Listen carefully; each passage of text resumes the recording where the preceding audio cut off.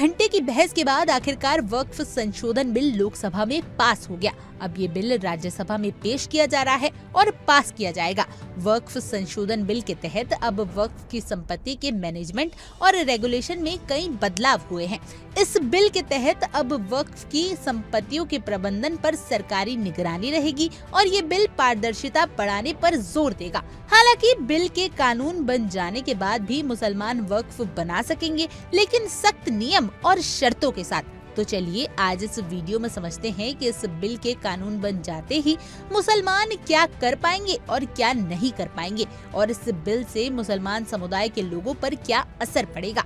सबसे पहले वक्फ संशोधन बिल 2025 में वक्फ बाय यूजर का प्रावधान अब खत्म कर दिया गया है। अब सिर्फ वही संपत्ति वक्फ मानी जाएगी जिसे औपचारिक रूप से पूरे लिखित कागजात के साथ समर्पित किया गया हो, लेकिन संशोधन से पहले ऐसा नहीं था। इसके साथ ही वक्फ संशोधन बिल 2025 के तहत अब मुसलमानों को संपत्ति दान करने के लिए कम से कम 5 साल तक इस्लाम में रहना होगा, और इस संपत्ति का कानूनी मालिक हो तो केवल वही वक्फ के लिए संपत्ति दान कर सकता है। हालांकि साल 2013 में वक्फ संशोधन में इस प्रावधान को खत्म कर दिया गया था, लेकिन अब इसे फिर से लाया गया है। इसके अलावा अब वक्फ संशोधन में एक नया प्रावधान आया है। इसके तहत यदि कोई मुसलमान अपनी किसी संपत्ति को वक्फ में दान देना चाहता है तो उसे इसकी घोषणा करने से पहले महिलाओं को उनका हिस्सा देना होगा। इसमें विधवा, तलाकशुदा और अनाथ के लिए खास प्रावधान है। वक्फ संशोधन 2025 में आदिवासियों की जमीन को वक्फ घोषित करने से पूरी सुरक्षा दी जाएगी। भारत में आदिवासी समुदाय की जमीन को संविधान की 5वीं और 6ठी अनुसूची के तहत संरक्षित किया जाएगा। ये जमीन उनकी संस्कृति, आजीविका और पहचान का हिस्सा है।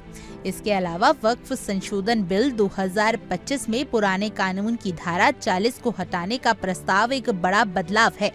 इस धारा में प्रावधान था कि कोई संपत्ति वक्फ है या नहीं, इसका अंतिम फैसला वक्फ लेगी, लेकिन अब इस धारा को समाप्त कर दिया गया है।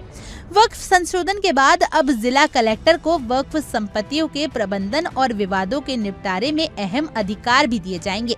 पुराने वक्फ बोर्ड अधिनियम 1995 के अनुसार जिला कलेक्टर की कोई बड़ी भूमिका नहीं थी। वक्फ बोर्ड खुद संपत्ति की जांच करता था, दावा करता था और अपने फैसले लागू करता था, लेकिन इसे बदल दिया गया है। अब कलेक्टर सरकारी संपत्ति की पहचान करेगा, किसी संपत्ति के वक्फ होने या ना होने का फैसला करेगा। इसके अलावा अब नए बिल के अनुसार सेंट्रल वक्फ काउंसिल और स्टेट वक्फ बोर्ड में समावेशी नजरिए को ध्यान में रखते हुए अब गैर मुस्लिम सदस्यों की भी नियुक्ति होगी। इस भूमिका में केवल ये सुनिश्चित करना होगा कि दान से संबंधित मामलों का प्रशासन नियमों के अनुसार संचालित करे।